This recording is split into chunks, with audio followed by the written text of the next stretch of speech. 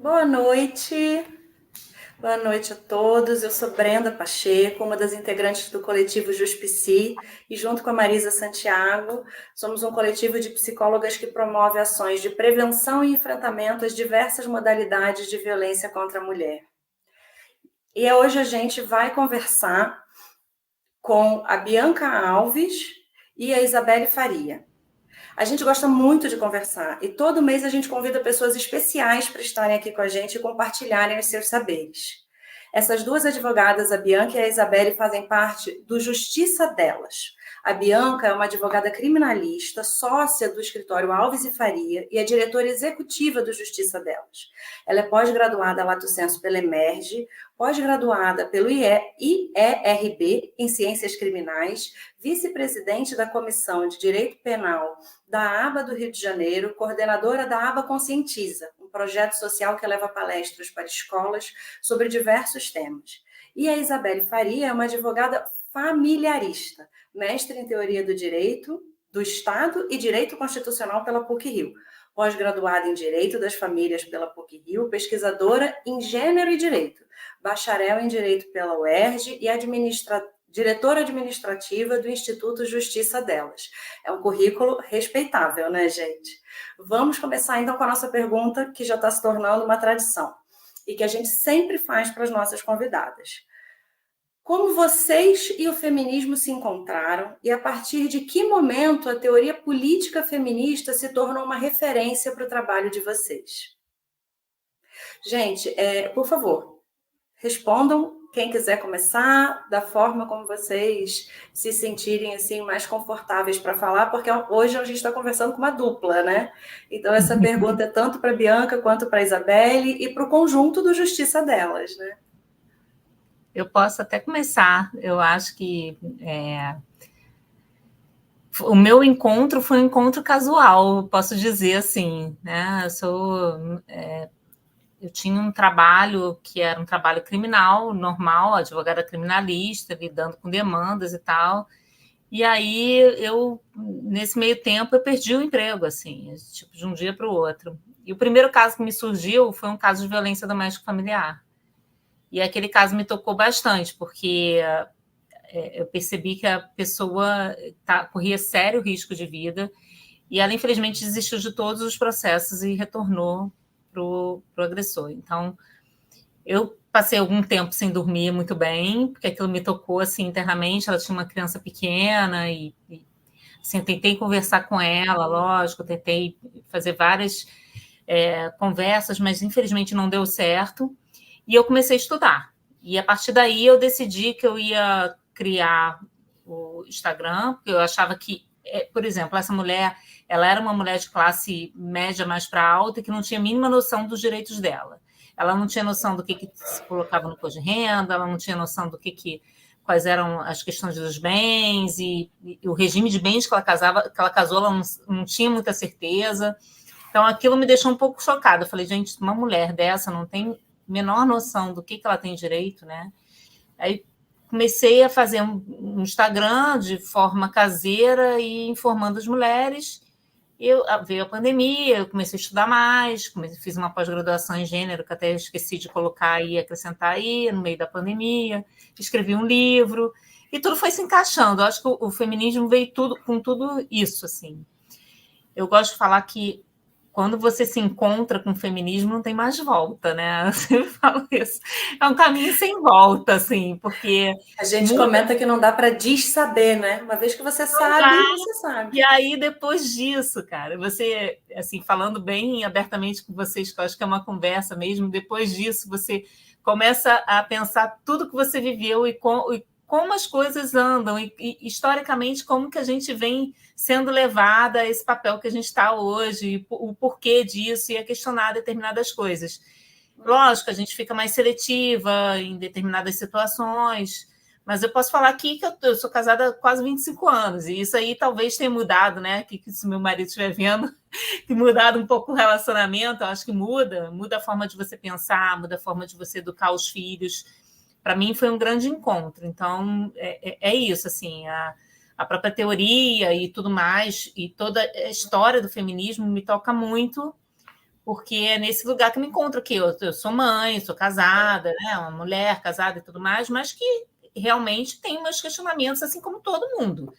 E fico pensando muito nas mulheres que não fazem esse questionamento. Isso que me incomoda muito, assim, hoje em dia, né? No que elas podem, por falta de informação, e eu acho que a justiça dela surgiu daí, da ausência, eu reparar a ausência da informação para as mulheres.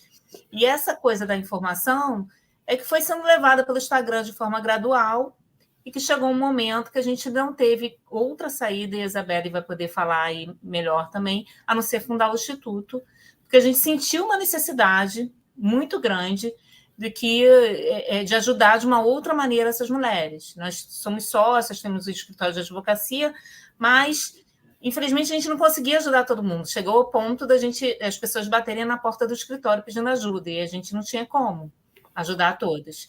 Então, para suprir essa necessidade, e talvez porque o poder público, infelizmente, não tenha políticas ainda que abranja todas as mulheres, principalmente mulheres negras, periféricas, que estão num local onde a justiça não chega, a gente fundou o Instituto para isso. A gente pretende realmente ser um braço aí de política pública e tudo mais, mas ser um braço do poder estatal.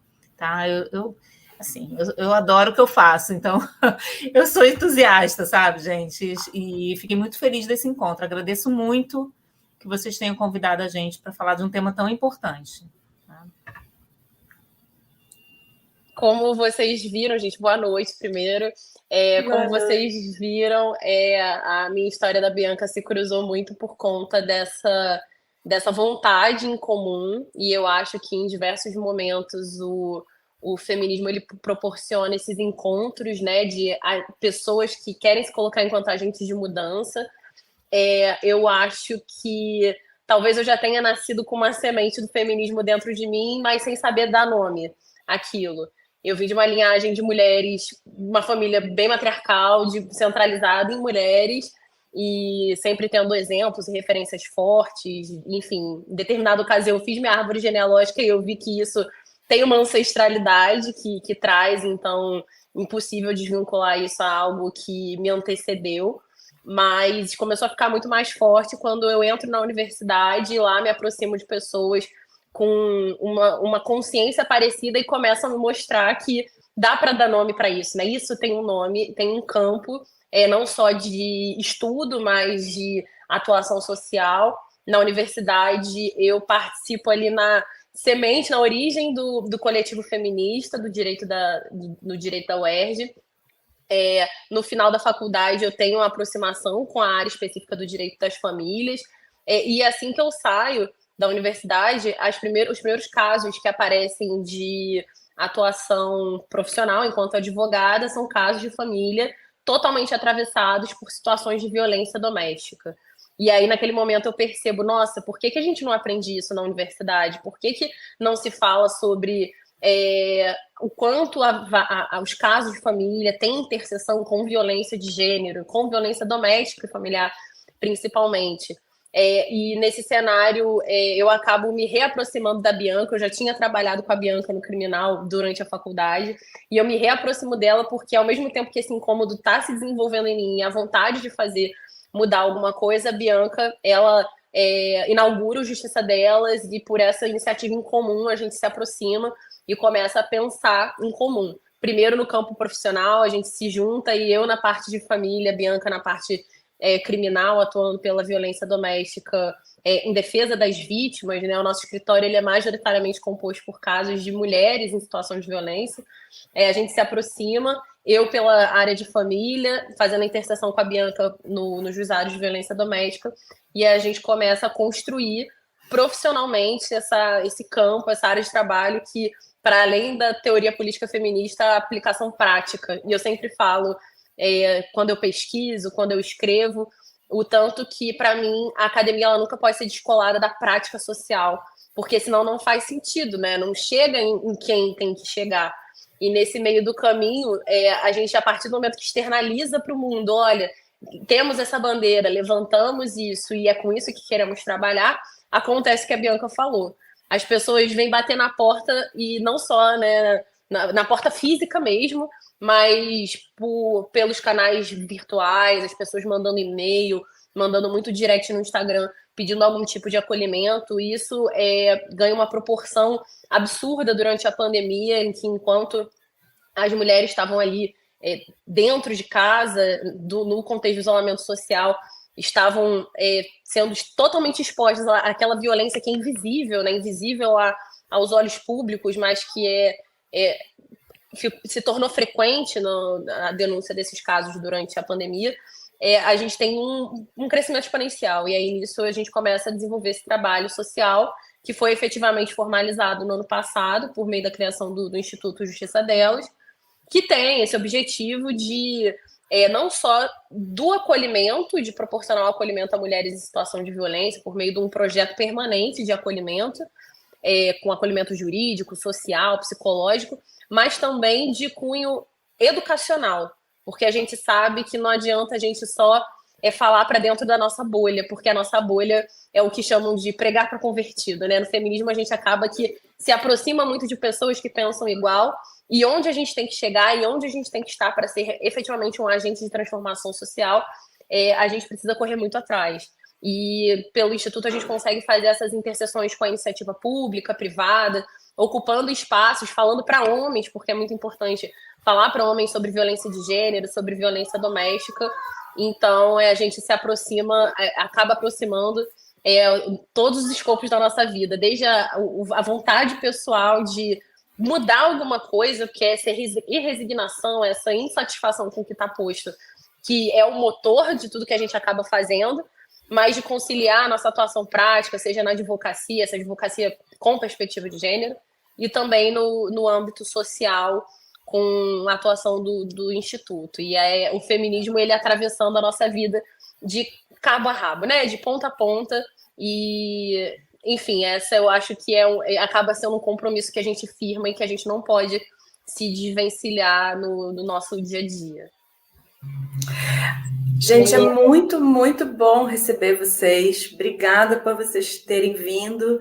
E com toda essa experiência no direito, então a gente convidou o Justiça Delas para vir conversar com o JusPsi, né, que é o direito e a psicologia sociojurídica com um olhar no enfrentamento à violência contra a mulher, um olhar voltado para o exercício de uma vida de cidadania, de direitos pelas mulheres no Brasil, né? Porque a gente sabe que, infelizmente, eu moro numa cidade maravilhosa, eu moro em Nova Friburgo, mas infelizmente é um dos piores índices de violência doméstica e familiar contra a mulher do Brasil, né? Um dos maiores índices de tentativa e de feminicídio concretizado, né, do Brasil é aqui em Friburgo. A gente teve situações recentes que deixam a gente muito mobilizada aqui na cidade por conta disso, apesar de uma rede muito ativa de luta pelos direitos das mulheres. A gente sabe que a nossa realidade social precisa de ação, né? Que não adianta pregar só para os convertidos. E esse encontro, eu acho que é um encontro muito, muito feliz, né? Do JusPsi com a Justiça Delas, da gente com vocês, porque o nosso trabalho se potencializa, né? Vocês fazem um trabalho que é super importante. E no dia de hoje a gente escolheu um tema específico para nortear a nossa conversa, que é a questão... Eu tô com a violência vicária na cabeça, gente, olha. Da alienação parental. Mas antes de falar... Da alienação parental. Deixa eu fazer uma pergunta. Eu não vou fazer a pergunta, eu ia só terminar de agradecer a presença delas. Por isso, obrigada por terem vindo contribuir com esse diálogo, com esse debate. Você está falando também, sabe? Eu tô aqui super feliz. Boa noite, gente. Geralmente eu me apresento antes, hoje eu não me apresentei antes, eu já me perdi aqui. Boa noite, estou super feliz, e eu tô aqui pensando, vocês dois estão falando coisas assim que eu acho que a Brenda fechou assim para mim, sabe? Porque esse encontro do JusPsi com Justiça Delas faz tanto sentido, e faz tanto sentido porque vocês têm duas perspectivas que são muito, muito caras para a gente, e foi por isso que a gente também criou o nosso coletivo, assim, que é falta de informação para as mulheres não conhecem os seus direitos, e falta de formação profissional, né? A Bianca falou da questão da falta de informação para as mulheres, e a Isabela falou da questão da falta de formação dos profissionais. Isso também são pontos que são muito importantes para a gente, porque também na psicologia A gente percebe isso quando a gente atende mulheres em situação de violência, elas não conhecem os seus direitos, elas não conhecem a Lei Maria da Penha, elas não conhecem a medida protetiva, elas não conhecem, elas ficam completamente perdidas, elas ficam muito mais vulneráveis por não conhecer os seus direitos, né? Acabam ficando muito mais propensas a sofrer formas de violências ainda mais graves. E, por outro lado, a gente sabe que a gente encontra profissionais que não têm o conhecimento adequado para dar as orientações que essas mulheres precisam, né? Então, acho que, como a Brenda falou, assim, da felicidade desse encontro, eu acho que ela faz todo sentido, porque a gente, apesar de ser de áreas diferentes, a gente traça um caminho que vai se aproximando cada vez mais, que é a luta pelos direitos das mulheres, seja pela psicologia, seja pelo direito, mas pensando nessa perspectiva de informar as mulheres, mas também de formar profissionais para uma escuta não julgadora, para uma escuta qualificada, afetiva, né, que não invalide a fala dessa mulher, porque eu acho que isso faz parte muito do que a gente vê por aí. E aí eu acho que faz todo sentido, né, trazer vocês aqui hoje para falar de um tema que atravessa tanto a nossa prática profissional no consultório de psicologia, como a prática profissional de vocês nos tribunais de justiça, que é a questão da alienação parental. Mas antes de falar de alienação parental, eu queria perguntar para vocês, vocês hoje trabalhando com mulheres, eu acho que é uma angústia nossa também, né? Vocês hoje trabalham representando mulheres, e vocês trabalham com essa perspectiva de gênero, mas ainda trabalham num ambiente que é um ambiente extremamente machista e conservador, que são os tribunais de justiça. Então, como é isso, assim, se apresentar e se identificar como advogadas feministas nesse espaço em que o machismo é quase que, não sei, ele está ali. Está dado todo dia, né? Como é que é isso para vocês? Eu e a Brenda também já trabalhamos no Tribunal de Justiça, a gente também já trabalhou no Juizado de Violência Doméstica e Familiar contra a Mulher, então a gente conhece um pouco do que é esse ambiente do Tribunal de Justiça conservador, machista, e a gente sabe o quanto é difícil, assim. A gente queria saber de vocês, advogadas, né, que estão nesse outro lugar, como é para vocês isso? Então, Marisa, eu vou falar assim por mim, a Isabelle também tem a opinião dela, mas a gente conversa muito sobre isso, assim, o tempo inteiro uma troca. O que a gente percebe? O tribunal precisa melhorar muito a capacitação, tá? Isso é o primeiro passo para um atendimento melhor para as mulheres, tanto na parte da defensoria. Eu sei que a defensoria tem feito um trabalho muito melhor agora, eu acho que agora melhorou. A gente tem 2 defensores, por exemplo, na capital, né? 2 defensores no primeiro juizado, 2 defensores no 5º juizado, tanto nesse primeiro atendimento, que já está conseguindo dar um melhor atendimento, mas também a própria equipe técnica tem que estar bem qualificada, os juízes têm que estar bem qualificados, e na realidade, essa realidade que a gente vive aqui na capital não é mesmo em todos os locais que a gente tem de juizado. O que a gente percebe é que aqui na capital a gente tem uma realidade muito diferente do que é o restante do estado, assim, os outros juizados. Isso é uma opinião minha, né, como profissional de direito da área criminal. Eu acredito que falta um pouco de obrigatoriedade da capacitação, porque eu estive há um pouco tempo com uma colega que é juíza de direito e que fez o último curso, por exemplo, para magistrados, questão de perspectiva de gênero, e ela me disse que só tinham mulheres e um homem nesse curso de capacitação. Então, acho que falta... E a gente sabe que existem homens que são titulares de juizado de violência doméstica e familiar. Então, por que esses homens não vão lá e fazem a capacitação também? Precisa o tribunal obrigar, sinceramente. E a própria professora, numa hora, falou para ela, olha, eu acho que a gente vai ter que obrigar os homens a virem aqui e fazerem para fazer essa capacitação. Isso, eu acho que é o primeiro passo para tudo, assim. E essa capacitação era uma capacitação do protocolo de julgamento julgamento com perspectiva de gênero, que eu acho essencial para qualquer pessoa que está dentro do ramo de direito ter, mesmo que não esteja lidando especificamente com família ou especificamente com violência doméstica, precisa ter uma noção, porque podem ter causas cíveis que envolvam essa questão da perspectiva de gênero, pode ter causas trabalhistas, por exemplo, com assédio. que envolvam essa questão. E lá no protocolo tem essa parte, por exemplo, da parte da Justiça do Trabalho. Então, pode ter causas eleitorais que tenham esse recorte. Então, é preciso que o profissional esteja atento, tanto os advogados quanto também o pessoal que trabalha dentro do judiciário, porque senão não vai fluir e não vai ter um julgamento com essa perspectiva. A gente sabe que o STJ editou algumas resoluções, alguns julgamentos e falou, e tem falado sobre isso em alguns momentos, mas ainda é muito pouco. O que a gente percebe na prática é que há um machismo realmente enraizado, principalmente nas decisões, tá? E isso reverbera muito no tema que a gente vai falar, na alienação parental, porque o próprio protocolo diz que você tem que se colocar, sair desse seu lugar pessoal e tirar as suas experiências pessoais para ver aquela pessoa na situação de vulnerabilidade que ela está. Isso é que é o principal, a meu ver. Porque você levar suas experiências pessoais, como eu e Isabelle já escutamos várias vezes. Porque eu também bebo cerveja na praia com meu filho, porque eu também... Situações assim... diversas, que promotores e juízes já entraram em contato. Ou, por exemplo, não observar determinadas regras. Está numa reunião, está numa audiência online. Olha, doutora, não tem perigo para ela está online. E a gente sabe, vocês como profissionais de psicologia sabem que isso desperta gatilhos. Você escutar o seu agressor falar desperta gatilhos em você. Isso é uma falta de compreensão do protocolo e de tudo que a gente aprende diariamente relacionado a gênero. Então, a meu ver, a gente tem um longo caminho ainda a seguir.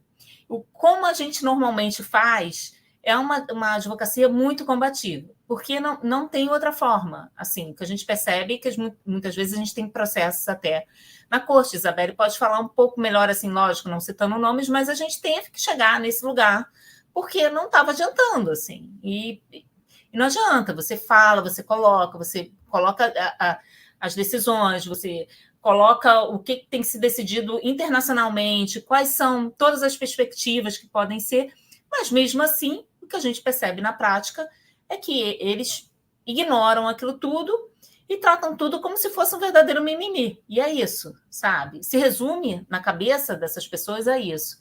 Não conseguem compreender absolutamente nada, a não ser se houve violência física ou se não houve.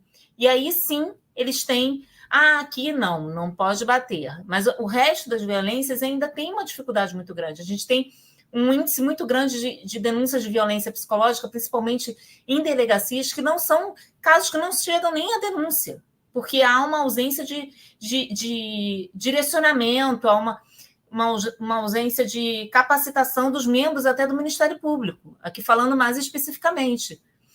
Exigem laudos, a mulher apresenta os laudos, psicológicos, psiquiátricos, em que pese a lei diga que não precisa apresentar laudo, mas está lá a mulher colocando os laudos, colocando tudo o que mais eles querem. E aquele inquérito fica indo e voltando, causando um enorme desespero naquela mulher que está naquela situação de violência, que nem sempre é uma violência física, mas a violência psicológica ela traz sequelas gravíssimas e pode trazer uma lesão grave para essa mulher. A gente sabe disso, vocês como profissionais sabem disso.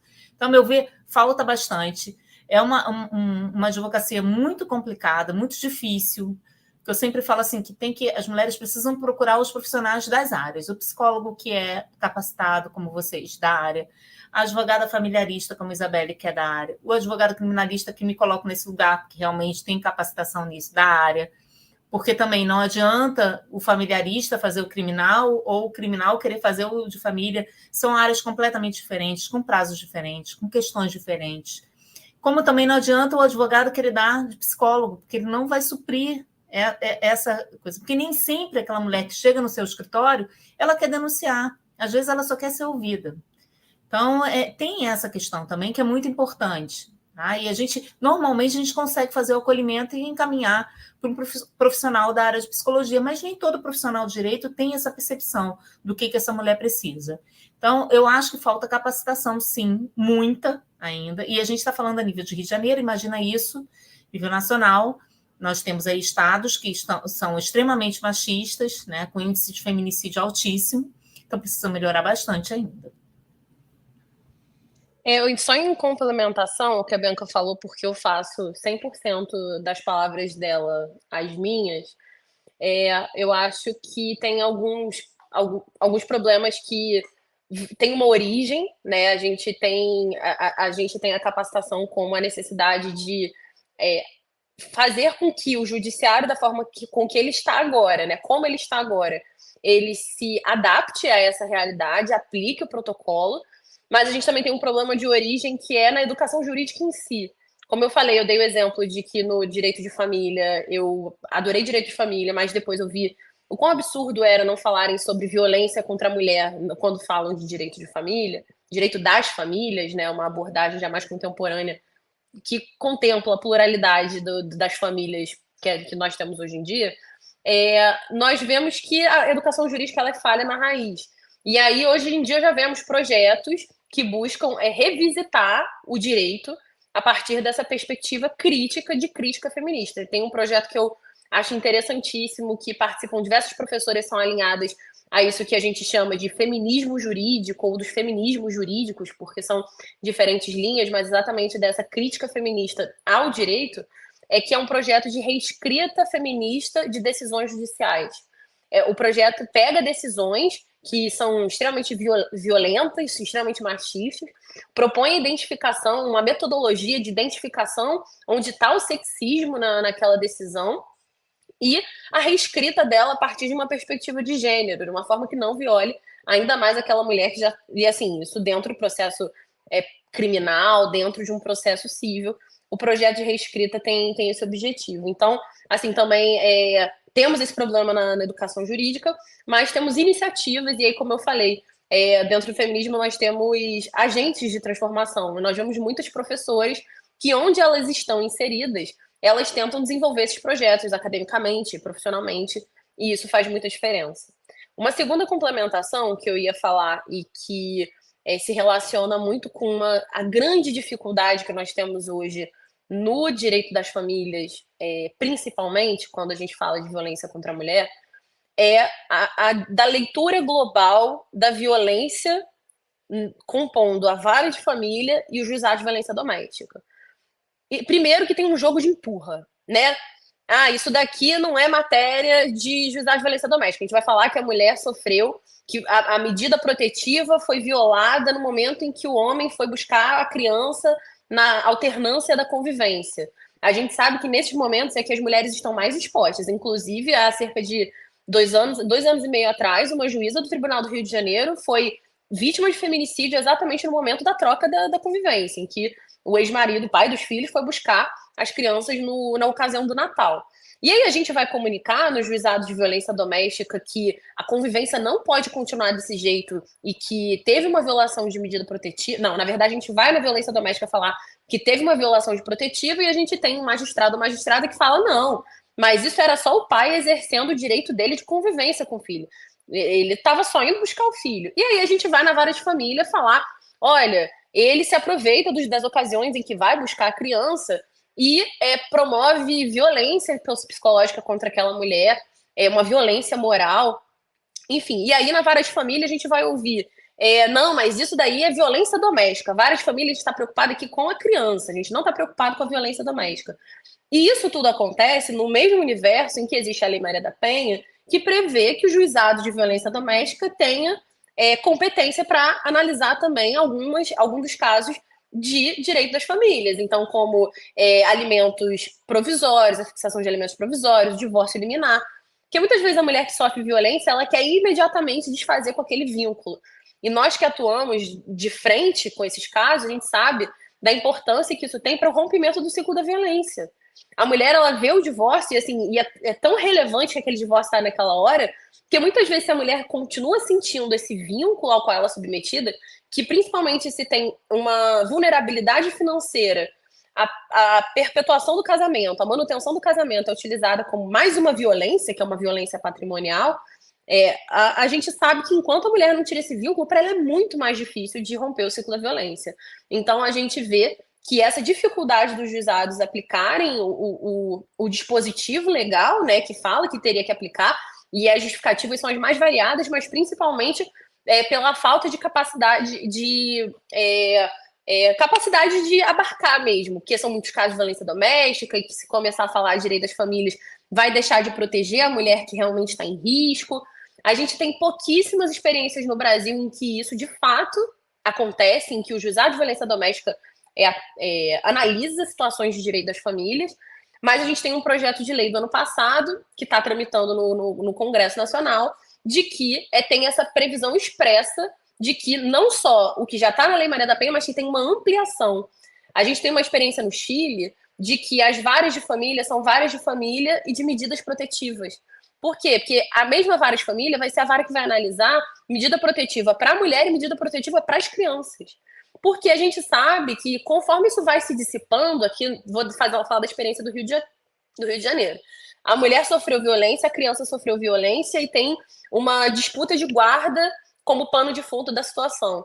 A gente tem o processo tramitando na vara de família de guarda, a gente tem o processo de medida protetiva da mulher no juizado de violência doméstica, a gente tem uma medida protetiva na VECA, que é a vara de criança e adolescente vítima, em benefício da criança, em proteção à criança, e esses meios não se comunicam. E o tanto que isso dissipa só atrapalha, porque facilita esse jogo de empurra, como eu falei, e também facilita que as violências sejam invisibilizadas perante um sistema que, ao meu ver, e eu imagino que vocês compartilhem dessa visão, porque vocês devem ver muito isso no consultório, mas está totalmente entremeada a situação.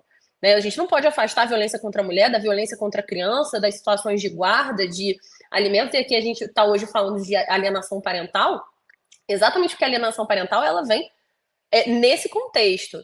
Mas antes de passar para o tema da alienação parental, que eu imagino que seja uma próxima pergunta, só para finalizar com o caso que a Bianca menciona, a gente tem um caso que foi levado para a Comissão Interamericana de Direitos Humanos, ou seja, a gente não conseguiu resolução no Brasil do caso, a gente precisou levar isso a uma instância internacional, porque a gente visualizou que dentro do Brasil as forças políticas e do judiciário especificamente nesse caso, porque a gente está falando de uma pessoa que é um agressor que é vinculado ao poder judiciário, tem um sistema protetivo que, se ele já é violador, quando a gente fala de uma situação típica, né, de violência contra a mulher, quando a gente tem um agressor que ele integra uma elite judiciária, isso se potencializa 1000 vezes, porque a classe acaba sempre tentando proteger a classe. Então, a gente viu que no Brasil isso não teve solução efetiva, é um processo que já se arrasta há muitos anos, com muitas violências institucionais, reforçando a violência doméstica que aconteceu, e isso vai para a Comissão Interamericana de Direitos Humanos como uma tentativa de que não só venha uma visão de fora para tentar solucionar o caso, mas para colocar luz sobre essas situações em que a violência acaba sendo exponencialmente potencializada aqui no Brasil, enfim, diante de todas as questões, principalmente de capacitação também que a Bianca trouxe aqui anteriormente. A gente vê essa revitimização da mulher o tempo todo, né? Assim, como a mulher está sendo colocada numa situação de vulnerabilidade todos os dias, em todas as instâncias, né? Como vocês estão falando, assim, como tem essa criança, meu Deus. Tomei um susto aqui agora. Minha cachorra, ela estava aqui chorando agora, eu tomei um susto, mas não é ela agora. Eu acho que é isso, né? A rota crítica, né, da mulher que está passando por uma situação de violência, porque ela é vítima de violência não só dentro de casa, mas quando ela vai procurar ajuda na delegacia, quando ela chega na justiça, a decisão do juiz, até às vezes a atuação do promotor, do Ministério Público, as perguntas dos advogados homens dentro das audiências, que são perguntas que acabam constrangendo ainda mais essa mulher, né? São profissionais que atendem, que não sabem de que forma eles podem atender, né? E orientar e acolher. Então, realmente, assim, é um processo que a violência não termina, a violência doméstica ela não termina ali naquele momento, né? Outras violências, como a Isabelle falou, elas vão surgindo e vão... É uma bola de neve, né? Vai só crescendo, o sofrimento da mulher vai só sendo potencializado por essas diversas violências a que ela está sujeita em todos os espaços, né? E a gente sempre tem conversado muito sobre a necessidade, assim, e seria alguma coisa realmente obrigatória de um letramento de gênero, né? Porque, assim, depois que a gente sabe do feminismo de verdade, né? Assim, seja esse germe que vem com a gente do incômodo de ver uma situação e não saber bem dar nome, até você estudar e se aprofundar e entender esse movimento, que é um movimento por direitos, né? Um movimento para que a igualdade seja realmente realizada ali em termos dos direitos das mulheres dentro da sociedade.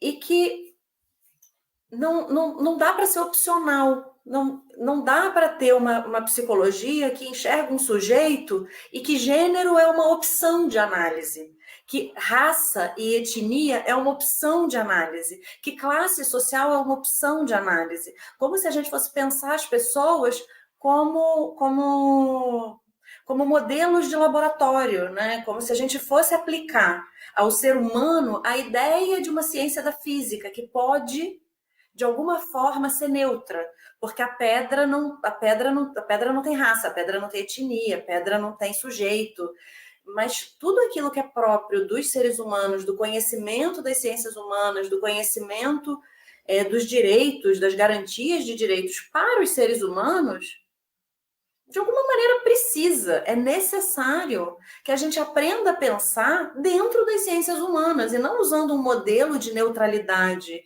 e isolamento do sujeito que pensa, do sujeito que vive os efeitos do seu meio social, né? Então, a gente realmente precisa ensinar as pessoas. A psicologia é uma profissão da saúde, eu trabalho com consultório, somos uma das 13 profissões da saúde, mas a psicologia é uma das ciências humanas, então a gente tem esse lugar um pouco híbrido, assim, que a gente oferece um espaço terapêutico, mas a gente é parte do conhecimento sobre os seres humanos e das práticas humanas, né?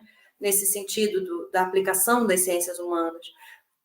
Então, eu acho que a formação é alguma coisa que é muito deficitária quando a gente pensa que a gente ensina sujeitos que trabalham com seres humanos, que aplicam leis, que vão interpretar um caso concreto, que é sempre sobre um caso concreto a partir da lei, né? E vão pensar isso dentro do abstrato, né? Como se não tivesse gênero, como se não tivesse raça, como se não tivesse etnia, como se não tivesse classe social, como se não tivesse uma série de aspectos que são aspectos concretizantes da vida, que tornam a nossa vida vivível, real, material, e vivem isso lá no abstrato, do texto legal, e que a gente pode separar a vara de família da vara de violência doméstica, do direito ao convívio familiar, enfim, como se a gente pudesse partir essa experiência de humanidade em vários bloquinhos e a gente vai tratar de cada aspecto como se eles não se relacionassem, né? E a gente vem realmente enfrentando isso no consultório, né? A gente que trabalha com mulheres que vivem situações de violência doméstica, vocês estavam falando, acho que foi Bianca que comentou a questão da violência psicológica. Eu recebi uma mulher encaminhada por uma colega da saúde mental no Rio, que trabalha com CAPS no Rio. Ela falou, Brenda, a gente recebeu um caso, ela quer fazer terapia, aceita fazer terapia particular, mas ela quer alguém que tenha conhecimento, e ela pediu esse encaminhamento. E aí ela, enfim, encaminhou o caso. Para mim, a situação foi uma situação de violência psicológica, de violência patrimonial, e no momento do rompimento, uma situação de violência física. Nada do que ela relatou. Ela contratou, ela pagou uma perícia psicológica, pagou R$8.000. Porque ela queria demonstrar que ela sofria violência psicológica. Não está na denúncia, ignoraram. Isso não. Então, assim, ela passou por todo esse processo de delegacia, de fazer perícia, de juntar documento, porque ela queria que aquilo que ela sofreu de violência fosse reconhecido de alguma forma na instância judiciária para ser validado, né? Porque uma das coisas que acontece com as mulheres é essa desqualificação da fala delas. E aí, o que o Ministério Público fez foi novamente desqualificar a fala dela, porque isso não... colocaram como alguma forma de injúria, né? Assim, de difamação, acho que foi injúria moral, não sei o nome técnico, vocês me ajudam, me corrigem, Bianca me ajuda. E o que acontecia? o filho do casal se tornou, nesse caso específico, essa mulher estava numa depressão muito mal quando eu comecei a atendê-la, se tornou um objeto de ataque a ela, né?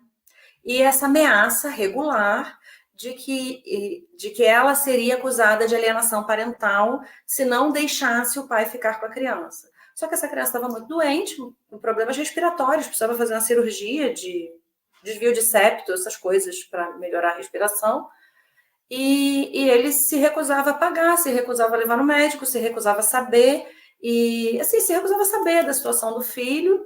Ela, com toda a documentação médica, comprovando que ele estava com um problema de saúde grave, ele acusa ela de estar negligenciando a alimentação da criança. Então, ele quer ir à vara de família, porque ele quer acusá-la de não alimentar direito a criança, por isso que ele está com baixo peso. E aí fica essa mulher numa guerra com o sistema de saúde agora, porque ela tem toda uma documentação demonstrando que a criança não consegue comer, porque as adenoides estão bloqueando a respiração dele, então ele respira, enfim.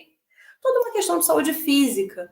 E isso chega no consultório a partir do quê? A mulher está deprimida, foi parar no psiquiatra, precisa de atendimento. Porque ela está sofrendo, né? E aí, a gente queria, assim, conversar, assim, nesse dia de hoje, mais detidamente, saber como é que está esse trabalho, assim, o que vocês veem, o que vocês entendem. No trabalho de vocês, como é que se apresenta, assim, essa lei da alienação parental nessa relação com a vida das mulheres que sofrem violência? O medo que as mulheres sentem desse assunto está cada vez mais presente. Se vocês puderem explicar o que é essa lei, qual o objetivo dela e quais os problemas, então, que a lei da alienação parental traz para a gente que atende, a gente escuta o sofrimento. Mas como isso é usado na justiça, nessas várias caixinhas, né, que acaba tratando esse fenômeno, que é um fenômeno muito complexo, como se fossem coisas separadas. Como que isso está se apresentando no trabalho de vocês? Vou falar mais do âmbito criminal e depois eu acho que a Isabelle pode falar mais a fundo da alienação parental, que é uma questão mais da área de família. Mas, assim, no campo criminal, eu percebo exatamente o que você falou. Esse exemplo que você deu é um exemplo que a gente teve em várias outras demandas dentro do próprio escritório. Situações, por exemplo, muitos casos, a criança precisa de um atendimento especial, ela, né, tem síndrome de Down, essas situações mais especiais que a gente sabe que a mulher fica sob uma pressão muito grande, porque na separação esse encargo todo fica com essa mulher que está ali e que tem que dar conta da questão financeira, tem que dar conta da questão dos cuidados com essa criança, que muitas vezes é uma criança especial. Isso que, assim, é muito cruel, porque esse pai, ao mesmo tempo, ele acusa essa mulher de fazer alienação parental como se isso fosse possível dentro dessa organização que ela tem em casa e de todos os problemas que ela tem. Então, é cruel de uma forma extrema, porque ele mesmo não tem, assim, é mais uma questão de disputa, porque ele, na verdade, no final, não tem nem condições de ficar com essa criança e arcar com aquilo tudo de levar, de buscar em terapias e de participar. E muitas vezes não tem nenhum interesse. Não tem nenhum interesse, ele só quer brigar. É isso que a gente vê. E, assim, isso é usado muito, que eu vejo na parte criminal, quando a mulher consegue a medida protetiva, já conseguiu o divórcio, às vezes, inicialmente, mas ele não tem mais como entrar em contato com ela, porque daí ou já houve algum descumprimento, ou ele não descumpriu, mas tem medo de descumprir porque vai ser preso. Qual a outra forma de atingir essa mulher? Através do filho. É a única forma que ele tem para atingir. Por isso que a lei é tão cruel, porque além de você consegue com a Lei Maria da Penha bloquear aquele contato, consegue através da Lei Maria da Penha, né, dar uma sensação de segurança para aquela mulher, e vem a outra parte do direito, que na verdade, né, a parte mais do direito de família, ali, a lei de alienação parental usada mais ali, para dizer assim, não, mas olha só, você está deslocada, mas a criança, que muitas vezes é também uma criança que está ali numa situação de violência, porque eu não acredito que um pai que é violento, que bata numa mãe, ou que eu estou falando de termos práticos, né, que as pessoas visualizam melhor, de violência física, violência psicológica, que ele não faça isso com as crianças também. Apesar de que existe uma forte divisão aí do direito, dizendo que o agressor que é agressivo, um homem que é agressivo com a mulher, pode não ser com o filho. Eu não consigo entender isso. Na minha concepção, normalmente, essa agressividade ela é em todos da casa, ela é ali no contexto familiar. E aí, essa pessoa que já não mais consegue atingir a mulher, ela passa a querer atingir a mulher através daquela criança. E qual é a forma de você desestabilizar essa mulher? É justamente você ameaçando e muitas vezes concretizando a retirada dessa criança da mãe. E é muito cruel, é muito desesperador. O que a gente vê são situações assim delicadíssimas e o medo é real, assim, total. Isabelle pode falar um pouquinho mais da parte de direito de família, mas a gente tem várias situações no escritório em que as mulheres estão sendo ameaçadas por conta da lei. Tá? Que fique bem claro, as mulheres estão sendo ameaçadas. Essa lei é um absurdo. Em vários países ela já foi revogada, já foi modificada ou revogada, e o Brasil está muito atrasado nesse sentido. Então, não acredito que a lei seja boa. A gente tem um índice aí, dados que mostram que a lei tem sido usada justamente por pais nessa situação, então não é uma coisa que a gente está tirando do nada, é uma coisa que tem dados, que tem estatística. Então, enfim, eu não acho boa a lei, acho que tem que ser revogada, e existem outras maneiras da gente conversar os direitos de família, separando essa questão da alienação parental. Tá?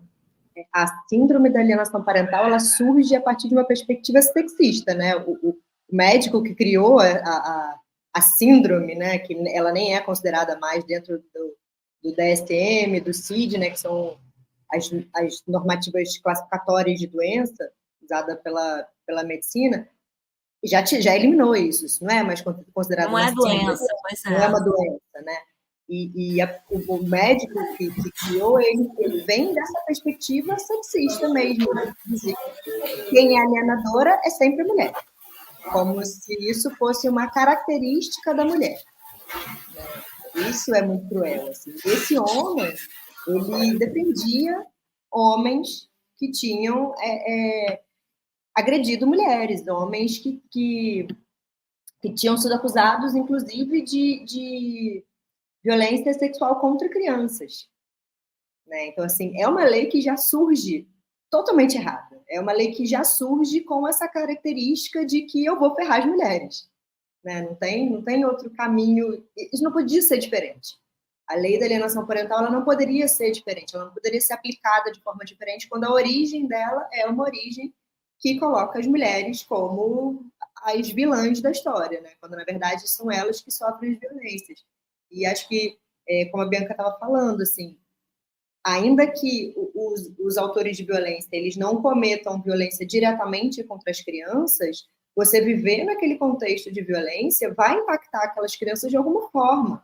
Então, não tem como você separar isso e achar que o cara que chega em casa e grita com a mulher, e distrata, e ofende, e bate, né, as violências mais extremas, isso vai atingir a criança de alguma forma. Né? Então, não tem como descolar isso. Né? Como a Brenda estava falando, a gente não é coisas separadas, a gente não pode particionar a nossa vida, não. Aqui é meu pai e estou vendo meu pai batendo na minha mãe, mas isso não vai me afetar. Não tem como, né?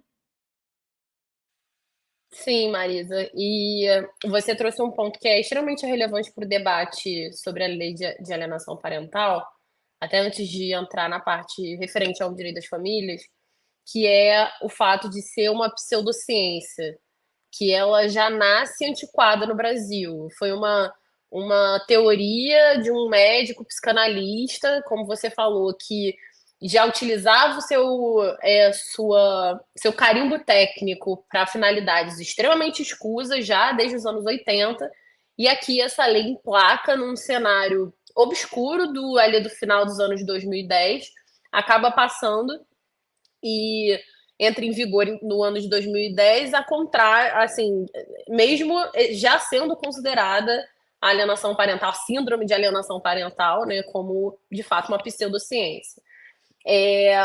Mas assim, aqui já entrando já no aspecto do direito a partir do momento que essa lei existe, no que a gente chama de ordenamento jurídico, no complexo de leis que influenciam a vida das pessoas no direito brasileiro, é uma lei que existe e que tem produzido efeitos devastadores. A lei de alienação parental, ela fala muito sobre a influência psicológica, né? Ela fala isso na sua elaboração, da influência psicológica que pode ser prejudicial ao desenvolvimento de crianças e adolescentes. E ali vão ser elencados esse prejuízo podendo ser cometido por genitores, avós, mas o que a gente tem que ter mais atenção, porque assim como você falou, apesar de falsamente generalizar a quem se dirigir a lei, ela é uma lei sexista e a gente sabe quem afeta no final das contas. Vai ser elencado uma série de situações exemplificativas que vão configurar ou não a alienação parental, né? Esses atos de alienação parental. Então, vai ser considerado o impedimento da convivência com a outra parte, a mudança desmotivada para endereço longe, a omissão de informações médicas, mas o que principalmente a gente tem visto que afeta as mulheres é a hipótese que fala de falsa denúncia, que a lei de alienação parental ela vai colocar que configura alienação parental oferecer falsa denúncia em face do outro genitor. É nesse espaço que essa lei, que já é problemática por si, ela está violentando ainda mais. A partir do momento em que, como a gente estava falando aqui agora, não tem como dissociar a violência doméstica da violência da criança. Só que as varas de família ainda têm uma dificuldade muito grande de enxergar que essas coisas se comunicam. Eu antes estava falando aqui com vocês sobre a necessidade de ter uma visão mais sistêmica dessas violências, o tanto que essas violências se relacionam dentro do ser familiar e o quanto isso precisa ser analisado. Isabelle, sem querer cortar o seu raciocínio, né? A gente teve um comentário aqui de uma pessoa super querida, da Isabel, que ela comenta que o diálogo entre esses campos é fundamental, né? Assim, ela é da psicologia, né? E aí ela está comentando que o diálogo entre a psicologia e o direito é fundamental, e aí complementa aqui falando para a gente pensar, dando dicas de como pensar e estudar um pouquinho o feminismo. Mas o que eu vejo é que falta compreensão, como essa compreensão sistêmica, da família como um sistema. E isso é um conhecimento próprio da psicologia que é colocado de lado. E aí, quando vai julgar ali o caso concreto, não leva em consideração as várias relações que atravessam uma família e como isso pode ser colocado pode ser aplicado mesmo, colocado em uso por aquele que está sendo afastado do lar de uma forma de ataque àquele que ficou com a casa, né? E que esse meio de comunicação que são as crianças, ou numa situação de separação, aquele que não aceita a separação, enfim, que essa conversa um pouco, desse letramento de gênero, essa compreensão dessas relações, e essa compreensão, quando a gente pensa na vara de família, das relações psicológicas que envolvem, porque não é um fato. Eu acho que no seu caso, principalmente que trabalha com a vara de família, você trabalha com dinâmicas relacionais, né? E não dá para julgar isso assim, sem entender essas dinâmicas. Por isso a importância dessa conversa, dessa compreensão das relações de gênero, dessa compreensão das relações entre os sujeitos envolvidos, né? Enfim, eu queria destacar esse comentário da Isabel, porque quando você fala da situação da violência doméstica e que vai usar essas crianças, não dá para aquele que julga para proteger a criança ignorar essas relações. Exatamente, Brenda. E até porque a gente está falando de uma construção, a lei de alienação parental, ela fala sobre a construção psicológica que é feita, né? Tá ali no texto legal falando quais são os efeitos da alienação parental. Então, é algo que não pode ser ignorado. Teria que, de fato, caminhar junto. E a gente vê que isso fica mais intenso porque na maior parte dos casos que as mulheres têm muita violência, têm muito medo, né, de sofrerem a utilização da alienação parental como retaliação, a gente vê nos casos de violência doméstica. Porque a gente tem um sistema que já não ajuda. Tem todos os problemas que a gente falou antes. Que tem problema na delegacia, que tem problema, né, que a mulher já chega lá e não consegue registrar a ocorrência, e aí tem que pressionar para registrar a ocorrência, e aí muitas vezes a ocorrência é registrada de qualquer forma, só porque a delegacia quer se livrar logo daquela demanda. Aí a gente tem uma ação criminal que não dá em nada, ou sequer vira uma ação criminal, né? Porque primeiro a gente tem... Bianca pode até falar melhor disso, mas tem um inquérito policial primeiro, uma investigação, que depois vira uma ação penal. Então, muitas vezes, a forma como começa na delegacia faz com que a violência que aquela mulher sofreu nunca vire uma ação penal. E aí é uma falha do Estado que, a partir do momento que essa denúncia da mulher, né, esse registro de ocorrência é arquivado, o agressor vai e usa isso como falsa denúncia. Falando, olha, tanto não aconteceu nada que foi arquivado, mas muitas vezes foi arquivado porque não foi bem instruído, porque as pessoas que estavam ali não eram capacitadas, porque foi feito com má vontade mesmo, né? A gente vê na delegacia, infelizmente, óbvio que não generalizando, mas a gente vê isso ser um tanto comum.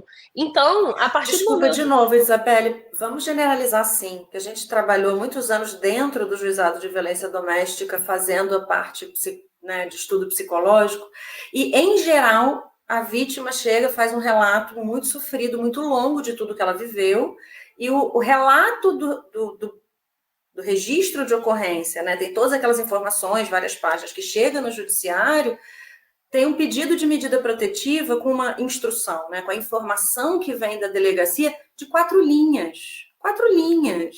Chegou e disse isso.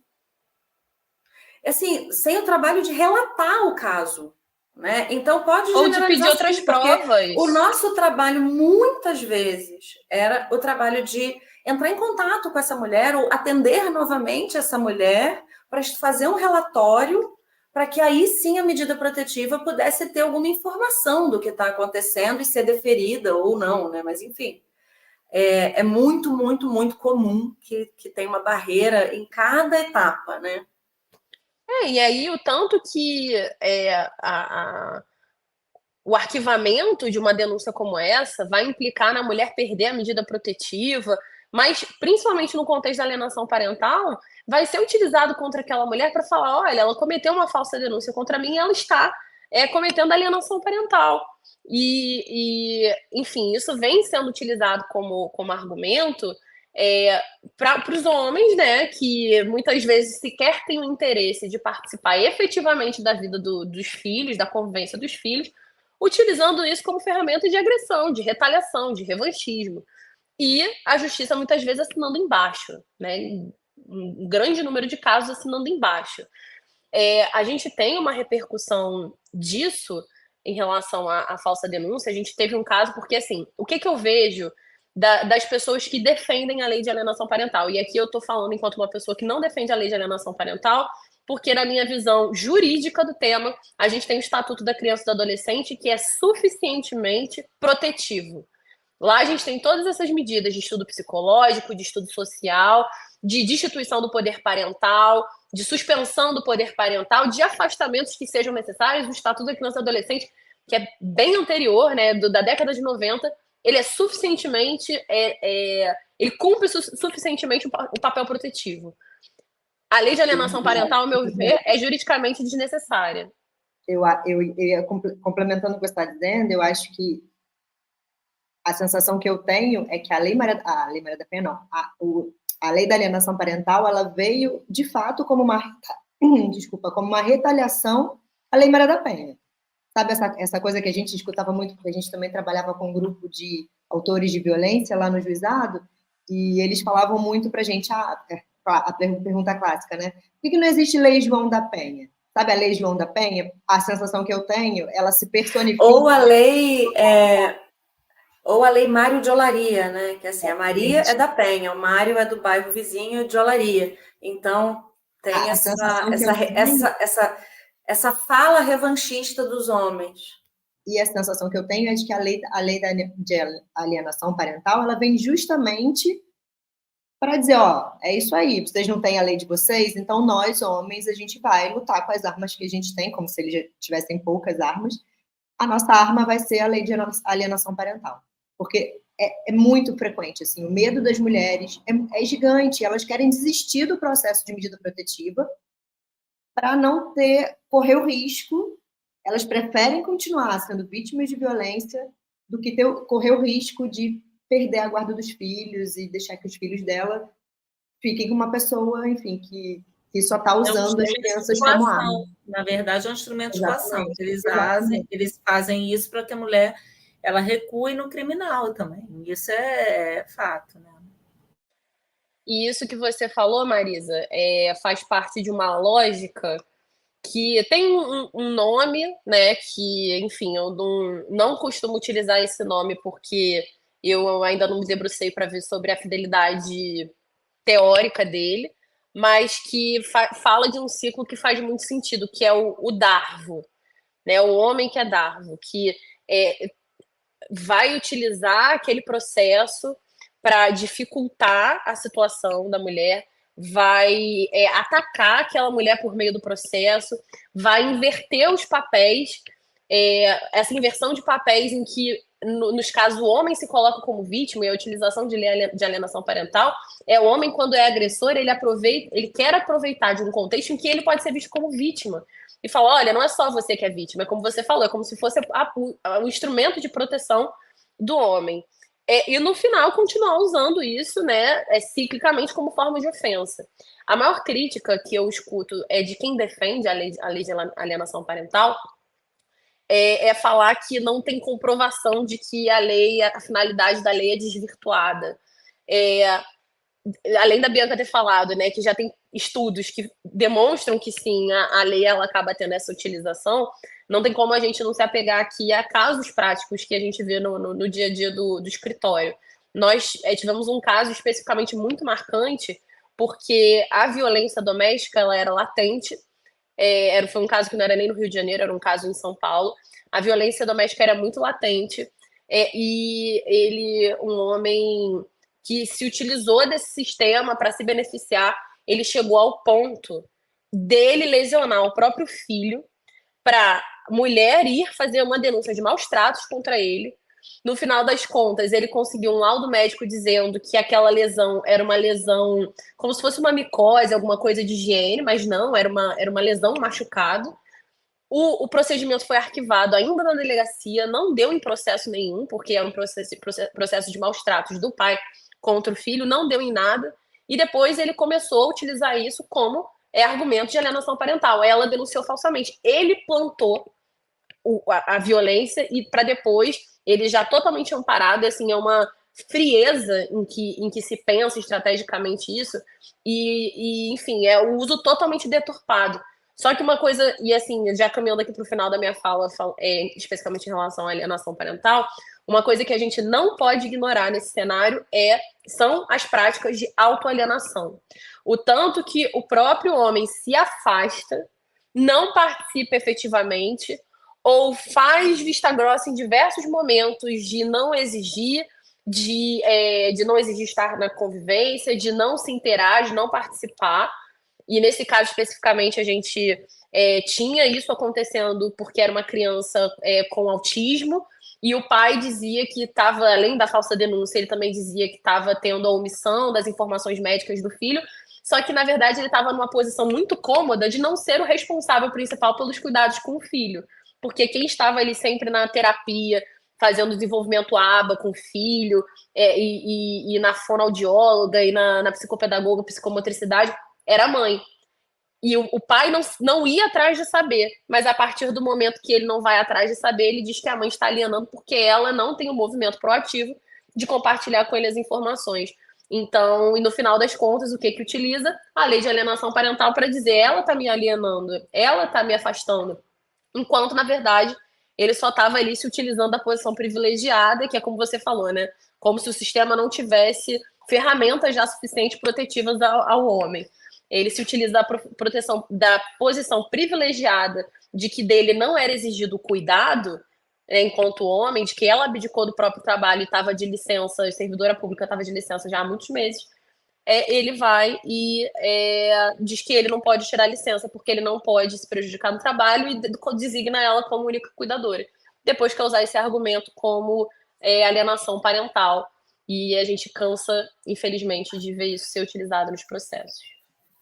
E aí, novamente, a questão do letramento de gênero dos a gente, né, daqui da nossa cadeira, a gente chama dos atores do direito, né, dos defensores do Ministério Público, dos juízes, todo o equipamento judiciário da polícia também, para entender essas posições relativas dentro da construção da nossa sociedade, né? Essa autoalienação, ela é a prática regular. Ela é o dia a dia das famílias. Eu tenho um filho pequeno, talvez já tenha dado para escutar ele existindo aqui em casa, né, no áudio, e eu e meu marido, a gente tem um cuidado muito, muito compartilhado com ele. E sim, fazer, quando a gente matriculou meu filho, que é pequenininho, no maternal, na escola e tal, então, coordenadora, por favor, inclua o fulano de tal, meu marido, porque inclui ele aí no grupo de pais, ele está pedindo, está aqui o número. Eu tive que pedir 3 vezes, porque a escola não consegue, não automatiza um pai estar no grupo de responsáveis que vai receber as informações e que está levando, trazendo e que assina a agenda da criança. E, enfim, eu sei que a minha realidade em casa é uma realidade de exceção, porque na nossa prática cultural, a autoalienação, ela é uma regra da masculinidade, não cabe aos homens cuidar dos filhos. E eles se valem disso e fazem isso, tanto que executar de forma cotidiana a guarda compartilhada, uma guarda compartilhada, realmente compartilhada, pacífica, onde as pessoas dialogam, os dois participam, os dois se interessam, é um caso da exceção das exceções, né? Assim, é muito mais difícil, muito mais raro do que isso que a gente vê de um pai que desaparece da vida cotidiana dos filhos e visita. E ainda assim, como eu tenho pacientes que relatam com muito sofrimento do seu crescimento. Não, meu pai pegava a gente de 15 em 15 dias e deixava com a minha avó. Delega para outra mulher da família dele cuidar dessas crianças, né? Então, entender como a nossa cultura e como o gênero organiza esses lugares também faz parte de entender a realidade na hora que o processo chega, né? Mas ainda é um ato de vontade, as pessoas ainda não estão obrigadas a estudar. Deveriam, não estão. Tem uma pergunta aqui de uma pessoa da audiência, antes da Marisa comentar, perguntando então diretamente para vocês, para a Isabelle e para a Bianca, como que uma mulher pode se respaldar se ela está sendo alienada pelo homem e pela família dessa mulher, que são contra a separação, e tentam afastar as crianças da mãe que quer se separar como uma punição. Então, pelo que eu entendi, a mulher que deseja se separar e está sendo punida pelas famílias por desejar essa separação. Se vocês têm, assim, fazendo uma pergunta que não estava prevista, no caso concreto, a gente pode falar um pouco mais sobre o letramento de gênero, enquanto vocês organizam o pensamento, para pensar, eu entendo assim, para sugerir um caminho, né, para alguém que traz uma pergunta concreta para a gente. Eu vou ler aqui a pergunta no chat para entender melhor, porque eu não consegui ler aqui, porque eu estou pelo celular. Eu vou tentar traçar aqui um pensamento que eu entendo que sempre que a gente tem uma situação muito complexa desse tipo, o que a gente precisa é procurar profissionais que são especializados na área, né? O Justiça Delas, por exemplo, tem 2 profissionais, né, na área criminal, na área de família, que tem essa visão e essa perspectiva. Da mesma forma que, diante de um sofrimento psicológico desse tipo, a gente precisa procurar profissionais da psicologia que também sejam capacitados, né? Eu, Marisa, Débora, que é a nossa colega do Justiça, a gente trabalha com essa área. E aí, tanto para a gente ter uma orientação psicossocial, quanto a orientação jurídica, né? E aí, se vocês puderem só traçar, assim, que passos uma pessoa pode dar nessa direção, e aí até se vocês quiserem passar o contato do Justiça Delas, a gente compartilha aqui na tela. Então, Brenda, eu olhei aqui o comentário. Isso se trata de um caso que, assim, ainda parece ser um relacionamento que está acontecendo. e que a mulher tem o desejo de se separar e começa a sofrer retaliação dentro do seio familiar pela própria família, enfim, para ter essa insinuação de um abandono. Geralmente quem é vítima de alienação parental, quem é vítima não, desculpa, né? O homem que se diz vítima de alienação parental, muitas vezes ele tem uma rede de apoio dele, uma rede que mina a potência dessa mulher e a maternidade dessa mulher como forma de incapacitá-la. Quando a gente fala de violência psicológica, a gente fala de uma construção gradativa, e eu acho que com muito mais competência técnica vocês podem falar disso, mas do quanto a violência psicológica que se constrói ao longo dos anos no relacionamento, em determinadas situações, ela incapacita a mulher, incapacita de lutar, de fazer. A gente já viu um homem que praticou violência psicológica por muitos anos, ao ponto da mulher desenvolver depressão, estresse pós-traumático, ansiedade, precisar tomar diversos remédios, e depois utilizar isso como argumento de que ela não tem competência para ser mãe.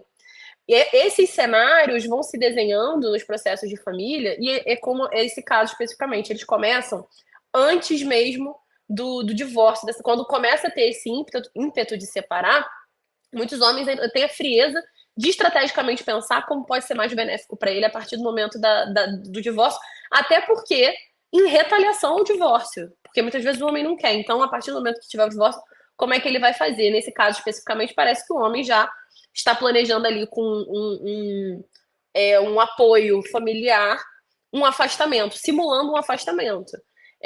A questão toda é muito probatória. Primeiro, é uma mulher que precisa de atendimento psicológico, porque ela precisa se enxergar nessa situação, enxergar as suas potencialidades, as suas limitações também naquele momento, para se liberar de culpa, para se liberar de alguns sentimentos que vão prejudicar muito o discernimento e o desenvolver da situação, porque é uma questão que um divórcio provavelmente já vai para o litigioso, é uma violência psicológica muito entremeada, em que tudo isso vai precisar ser mapeado, ser apresentado. É como a gente fala, a gente tem uma dificuldade de expor principalmente contextos de violência psicológica na vara de família. Mas sempre que uma mulher... Eu tenho uma cliente, eu estava até comentando isso hoje, eu tenho uma cliente que já fez reunião comigo 3 vezes. Ela até hoje não se divorciou, mas ela já 3 vezes, nos últimos 3 anos, ela fez uma reunião a título de aconselhamento, de consultoria. Olha, se eu divorciar, como é que eu tenho que me resguardar? O que eu posso fazer? Porque muitas vezes a mulher ela precisa diminuir a angústia que está sentindo. Não necessariamente a vontade de divorciar de imediato, ainda tem uma insegurança. Muitas vezes já se identifica no ciclo da violência, mas ainda não consegue romper com aquela violência. Mas a mulher ela precisa saber que existe uma estrutura jurídica ali para proteger. E como a Brenda falou várias vezes, é uma questão de letramento, de informação, da mulher saber desde a origem, da origem desse sentimento de quero me divorciar, mas já está acontecendo uma situação muito estranha, não precisa esperar o divórcio acontecer e o processo ter início para procurar uma consultoria jurídica.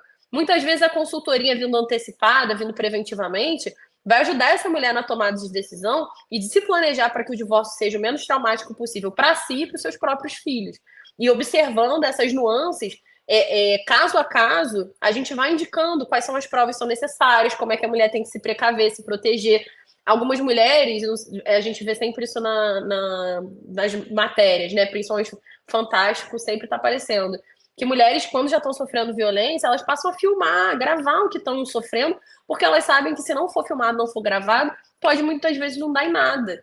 E não que essas mulheres tenham que submeter as novas violências para a produção de prova, mas se são violências não necessariamente físicas, mas corriqueiras, cotidianas, sempre tem como essa mulher se amparar em relação à prova, para que no momento em que ela decidir se divorciar e fizer essa escolha de se divorciar e separar, sair de casa, ou quiser que o homem saia de casa, né? Porque muitas vezes a mulher não tem para onde ir, ela precisa ficar na casa com os próprios filhos, que ela saiba do que ela precisa estar munida.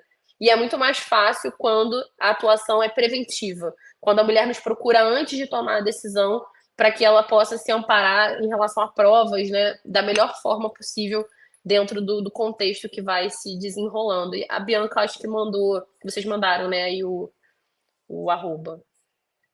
Eu acho que a Isabelle tocou num ponto que é importante, assim, né, esse trabalho que ele é anterior mesmo ao processo de separação, que chegar até essa decisão da separação é muito difícil, é muito sofrido, né? É muito sofrido por muitas questões, tem muita coisa ali envolvida, né? Quando você casa, eu sempre falo isso para os meus clientes, quando a gente casa, quando a gente entra num relacionamento, a gente entra para dar certo, a gente não entra achando que vai terminar discutindo a nossa vida na vara de família ou no juizado de violência contra a mulher, né? Então a gente entra numa perspectiva de vai dar certo, de repente não deu. Então, como a Isabelle falou uma coisa que é muito importante, né? Como é super válido que a mulher procure ajuda antes, para ela se reconhecer nesse lugar, para ela entender todos esses sentimentos confusos, porque são mesmo sentimentos contraditórios, né? De eu quero me separar, mas eu ainda tenho esperança, ele é pai dos meus filhos, eu não tenho dinheiro. Então, como que esse trabalho conjunto, às vezes, né, da psicologia com o direito,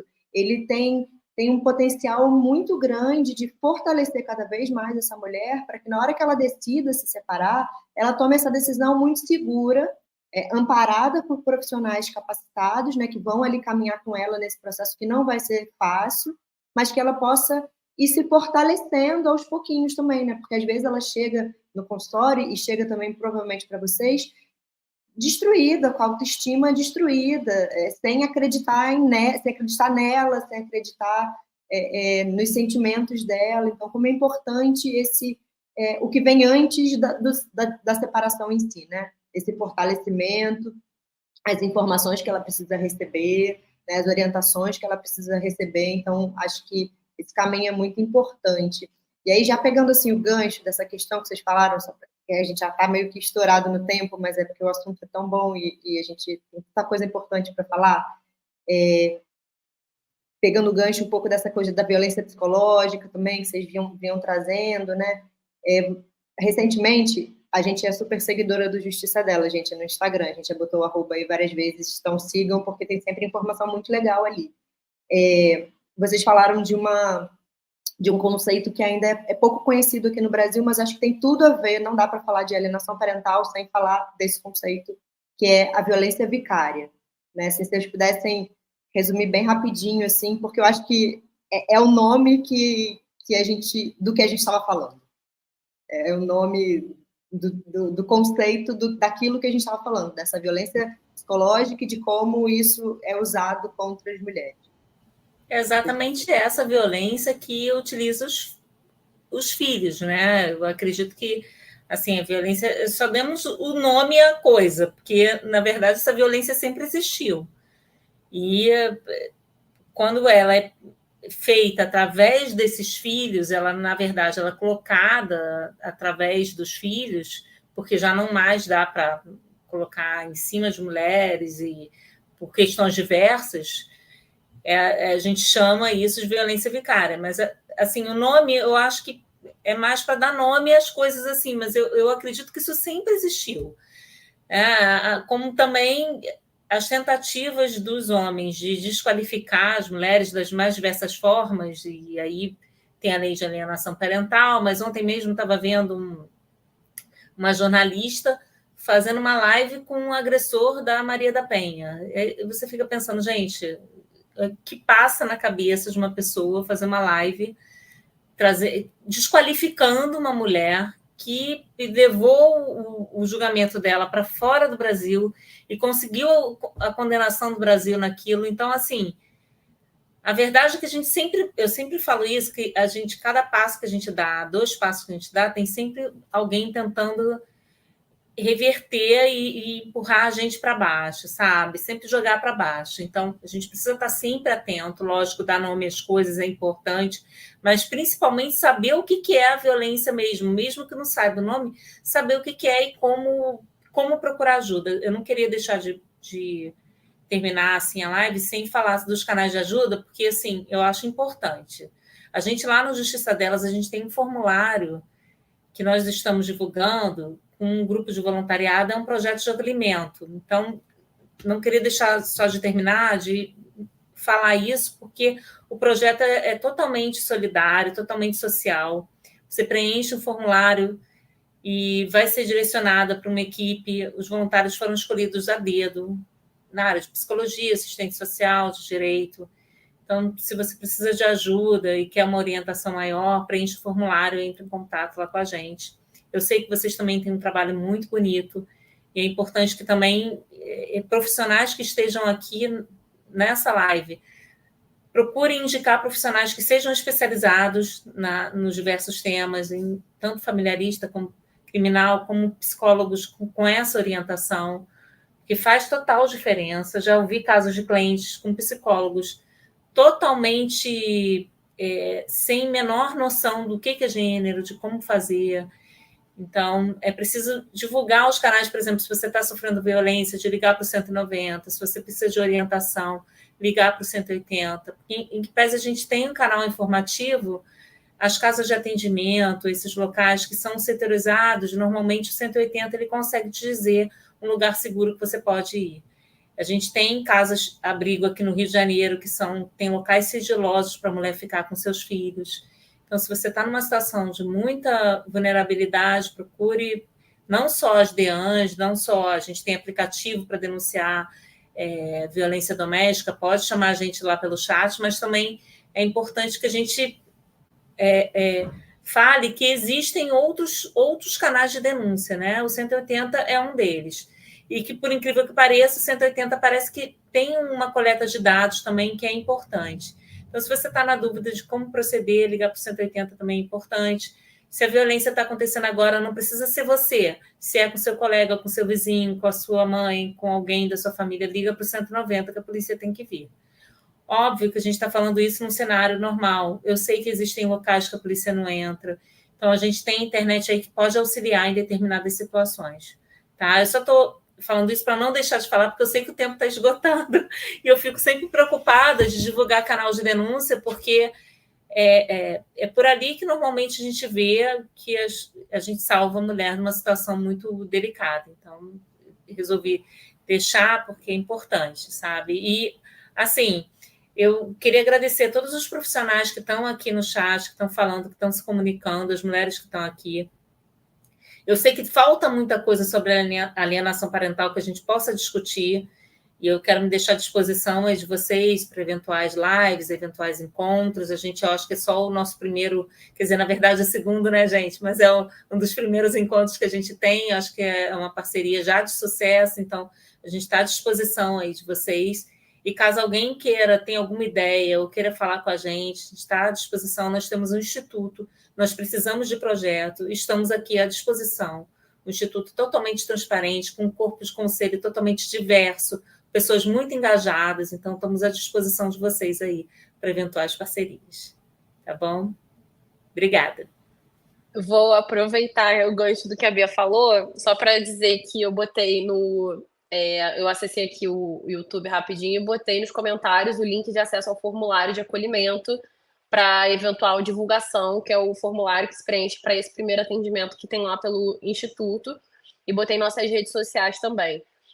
Como a gente já falou em vários momentos, não existe teoria despropositada da prática, né, descolada da prática, e quando a gente fala de violência contra a mulher, a psicologia e o direito caminham de mãos dadas, não só quando a gente vai falar de violência psicológica, violência de gênero em geral, mas principalmente pela necessidade de se analisar o direito a partir dessa composição de indivíduos, e que são indivíduos que estão implicados ali em determinadas situações, sejam as partes do processo, sejam magistrados e magistradas, e a percepção disso é o que faz com que a gente busque ferramentas de mudança, né, de modificação, a partir do momento que a gente aqui na nossa conversa já vê que do jeito que tá pode ser melhorado muito, a gente já avançou, mas que tem muita coisa que pode ser melhorada. E eu queria aproveitar para agradecer o convite também, em meu nome, em nome da Bianca, colocar aqui à disposição o escritório e principalmente o Instituto para eventual parceria no futuro, não só para vocês, Brenda e Marisa, mas também para as outros profissionais que estiverem aqui até agora assistindo a gente. Muito obrigada.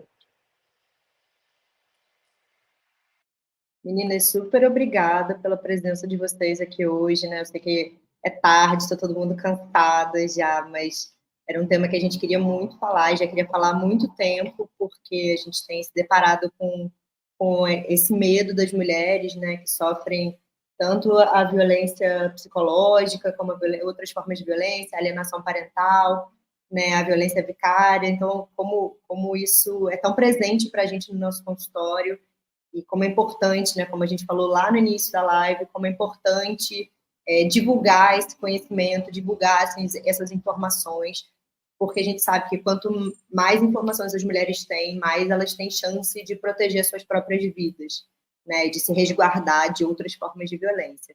Então, eu queria agradecer a generosidade de vocês, de estarem aqui essa hora da noite compartilhando com a gente tantas informações importantes, né? Eu espero também que essa parceria esteja só no início, que a gente continue construindo essa rede de profissionais capacitadas, né, com esse objetivo tão importante que é defender mulheres. Né? Então, obrigada, Bianca, obrigada, Isabelle, obrigada, Brenda. Brendinha, você quer falar? Quero agradecer a nossa audiência, agradecer a Bianca, agradecer a Isabelle.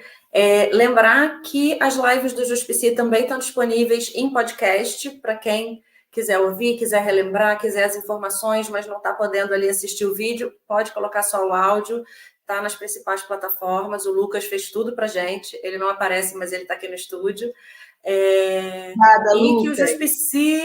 Obrigada, Lucas. E que o Justiça vai estar começando no mês que vem um curso de capacitação, vai ser em 4 encontros, nos sábados de manhã, para o atendimento a mulheres em situação de violência. A gente vai falar da rede, de plano de segurança, vai falar de gênero, e a gente tem lá no nosso Instagram, todos os nossos Instagrams, o meu, da Marisa, o do próprio Justiça, o formulário para inscrição, para quem quiser se aprofundar nesse tema.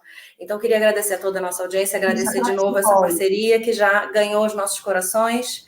Obrigada, gente, muito obrigada e boa noite. Até a próxima. Obrigada, meninas. Muito obrigada. Tchau, tchau. Boa noite. Boa noite.